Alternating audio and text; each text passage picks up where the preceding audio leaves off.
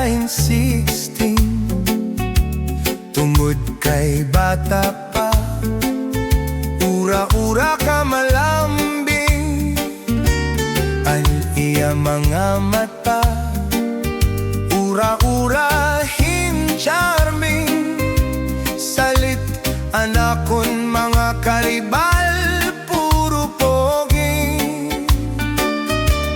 Isan anon aruon diri ko na babaribaran tungod kay bata pa, ginhahatag ko nga tanan, pero ang diferensya kun ako naroha iya, hinbisan usa nga harok nalikay gudhiya.